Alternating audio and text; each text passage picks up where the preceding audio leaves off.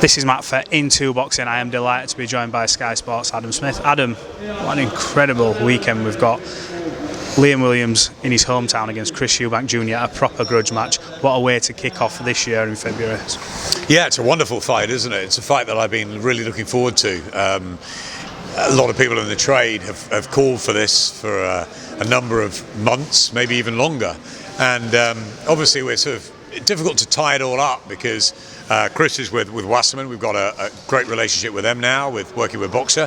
Liam Williams, great fighter. Chris Eubank Jr, great fighter, and two middleweights that we wanted to sort of get together. But obviously a lot of finance involved and a lot of talk about whether it would be a box office fight, a pay-per-view fight. I was really I wasn't instrumental in putting the fight together, but I was very vocal about the fact that I wanted it on Sky Sports. I think it's a really good throwback fight. It's a British clash. It's not for a world title, but it sort of feels like it should be. But look, the winner goes on to fight for a world title, but it is just an incredible matchup as the ring is dismantled behind us. He said we'd be all right. Safety, I think they said we'll be okay. But listen, we're really looking forward to it, and we're all down here early in the week, and we've had the workouts, and the buzz is tremendous in the city, and it's going to be packed out, and it's the Lion's Den for Chris, and it's going to be fantastic. Talk to me about who is the pressure on more, because Liam's in his hometown. When he gets that ovation today, they're expecting a performance, and you've got Chris who's coming into the Dragon's Den, and he's going to be thinking, you know what, there's motivation there for me to upset all these people and do a job on their boy in front of all his fans.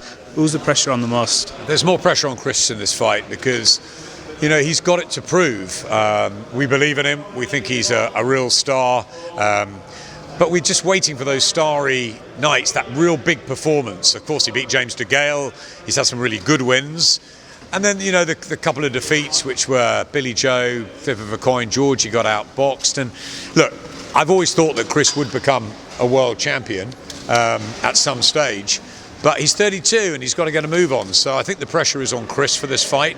He's been saying that Roy Jones Jr. is the perfect match, that he's guided him brilliantly, he's learning something every day.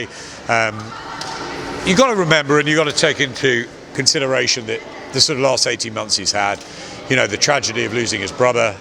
It's a tight-knit family. Seb was a great guy, and I think everyone in boxing felt it, but obviously the Eubank family. Devastation for Harlem as well, and I think that's that has to be taken into account here.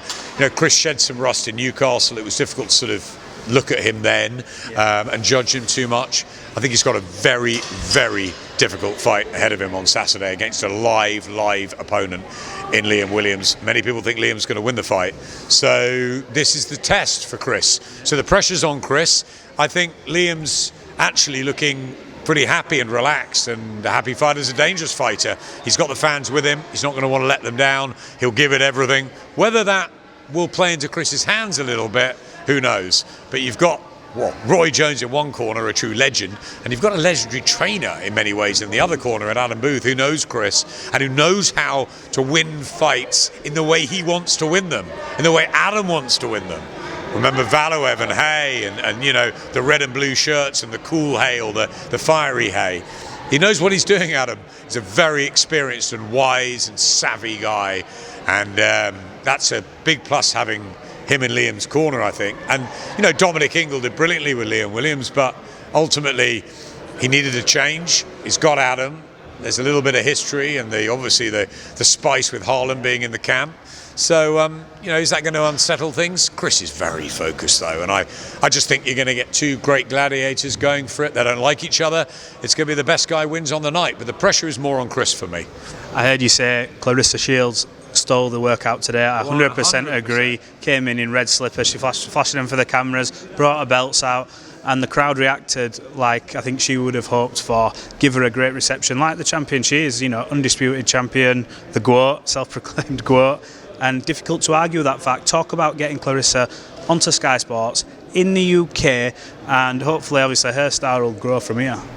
I think and most people know that I'm very close to Savannah Marshall. I mentored her as a scholar at Sky for many years, and obviously have followed her career, very closely.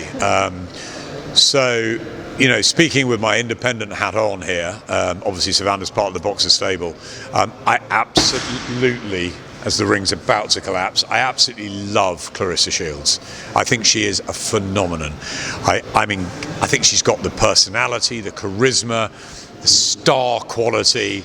She's exceptional in a boxing ring. I just think she's got everything, and you know, she's putting female sport on the map. She's putting female boxing on the map. She's always tried to do it. She came in here, she stole the show, she sprinkled more stardust onto the event.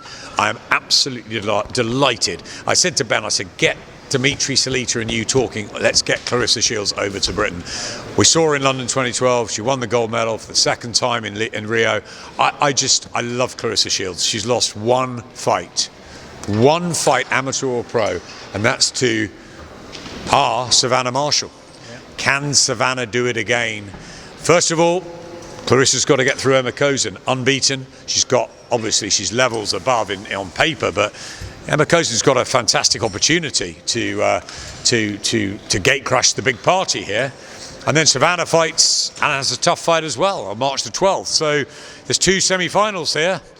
And then we're going to get the big showdown, and that'll be brilliant. If we can get it in Newcastle, maybe at St James's Park, I think that will be a wonderful statement for women's boxing. And yeah, I think Clarissa's I think people are going to fall in love with her here, and they're going to, apart from in Newcastle, but I think they're going to find it difficult because Savannah's such a lovely, lovely girl, and is such it's such a brilliant story. But Clarissa is totally different. You know, she's flamboyant, she's boisterous, she's loud, she's extravagant.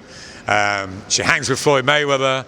But she's also really nice. She's just very engaging, and I'm delighted she's here. She mentioned that Floyd will be coming to the fight on Saturday. Have you had any confirmation of that? I mean, that's like a big tick box for me to speak to him. So have you had any confirmation he's coming? I don't know. I mean, Clarissa is obviously much closer. She gets on great with Floyd. She's worked in his gym a lot, and she says he's coming. So hopefully he will. He came to see AJ, and I had sort of a sense that he'd do that because he likes Anthony and he obviously likes Clarissa, and Floyd does those sort of things, and I'm sure he'll tell his pilot, get the private jet ready, get 35 entourage in there. So I told Ben to clear out, you know, plenty of room. He's going to have to, because it's a sellout on Saturday, so he's going to have to find extra room for the Mayweather crew. You know, Cardiff, are they going to find it? Bomb, they'll land and in they come. I mean, it'd be great, wouldn't it? It'd just be the extra sort of icing on the cake of what's going to be a fantastic night and a fantastic start to a great month. But I love Floyd, and I hope he comes. Absolutely. Now, I know you've done this one to death because I've just heard you do it, but I've got to ask you. So Frank Warren won the purse bid for Tyson Fury versus Dillian Whyte. Yeah. Record-breaking purse bid, and you know, amazing. Congratulations to him. What was your reaction when he did that? And were there any talks with Sky? And there was obviously, I don't know if it was confirmed or not, there was like talks of Ben Shalom dealing with Dillian, potentially putting a bid in, but he didn't. What's your sort of thoughts and feelings about how it all sort of played out? Firstly, huge congratulations to Frank. We worked together for many years, brilliant promoter, wonderful to see him having that success of the biggest purse bid of all time. I mean, Eddie bid huge, and I mean, it's mouth-watering sort of amounts, isn't it? And that's great because the fighters are going to benefit, and that's what should happen. Tyson Fury is going to come home. Can't wait to see that. Dillian Whyte's going to get his opportunity. It's a fantastic chance for him. He's waited for it for a long time. I know he's been quiet, and I know that probably the negotiations or the arguments financially, but ultimately they're both going to get very well paid, and it's a fight that's got to happen, and he gets his big chance, Dillian. So I'm really looking forward to it. Yeah, there was talk, I think, of Ben getting involved at one point, but look, he's a promoter. I'm the broadcaster. From my point of view, you know, Tyson Fury fights on BT. BT Sports Box Office is going to host the fight. It's a bit different now because we've got a relationship with Top Rank, and obviously Todd DeBurf is delighted. So yeah, I'm very pleased for him. I'm very pleased that the fight is happening. I'm a fight fan. I want to be there like you do, and it's great for British boxing that it's happening here. I'm just going to leave it on this. Just want to ask you, how pleased are you with the transition that Sky have made? Because obviously the association with Matchroom, you know, runs deep, and they had that partnership, very successful for many years. And then there was always that question of, if Eddie goes to the zone, what are Sky going to do? And they bounced back straight away with Top Rank partnership, obviously with Wasserman, Boxer, Ben coming on board, and they put together one hell of a month. for this month to kick off, you've got Khan Brook, one of the most talked about British, fights of all time, and it's still gaining the excitement. Josh Taylor's fighting at the end of the month. You must be absolutely delighted with how it's turned out. 100%, but let's just clear a couple of things up. Firstly, we've still got deals with Matchroom. We're doing the darts on tomorrow night here in Cardiff. So two great nights for the Welsh fans this month. We've got a great deal with Eddie and his Matchroom team and Matt Porter on the darts. So we're still working alongside them. Boxing's a different sport, as you know, and he's taken his stable over to DAZN. Look, I made no secret. It was like a divorce. Eddie, Frank, and I got on great, and it was really tough. For a few months last year. Business is business. They made that decision. We got the backing from Sky that we wanted to go again, that it was important for the business, for the Sky business. 2 deals were made with Top Rank and Boxer. I think they dovetail each other quite nicely, and I've really enjoyed the 6 months of working with Todd and pretty much on an hourly basis with Ben. I might as well just put him in my sort of room at home. You can say it's just ridiculous the amount of my phone is just broken, But look, it's really it's been a really interesting new relationship. He's young, he's green in a way, but he's been waiting for this opportunity for a long time. So in a way, he's experienced. He's a man that wants to sort of stay away from the cameras, but then suddenly sort of comes in front of it occasionally. He's a very interesting guy, Ben. And what he's got, I think, in common with Eddie is that they are 24/7. They are non-stop. And I'm like that as well. I can't stop really. And I think it's great working with Ben like it was with Eddie. But no, Ben is our future. Ben is our partner. Boxer have got a great team. I'm really enjoying working with John Wischusen, who of course we worked with for many years at Matchroom. It's a small world, boxing, isn't it? You all end up sort of sort of borrowing ideas, remembering things and whatever. And it's a great relationship now with Boxer and Sky. It's building. It's a long way to go. It's not a sprint. We've got to take our time. We're building up a small, pretty select stable, which we're pleased about. We didn't want to get sort of loads of different fighters, and we can't get some fighters. They're under contract to other promoters, of course. But we're very pleased with what we've done, and I think we've come further in these last 4 or 5 months than I thought we would to be able to deliver a schedule like we are in February. So let's not rest on our laurels. There's a long way to go. March and April as well. You've got to look at. Maybe they won't be as exciting as February. Sometimes you get your chance in the sun, and I think we've got our chance in the sun in February, and hopefully that attracts fans, fighters, and just reminds people that Sky have got a huge platform and that we're here to stay. 30 years, or now nearly 31 years and counting. We've never missed a year of boxing, and I don't see that changing anytime soon. Incredible achievement. Look, Adam, thanks for talking to Into Boxing. I appreciate you giving me so much of your time.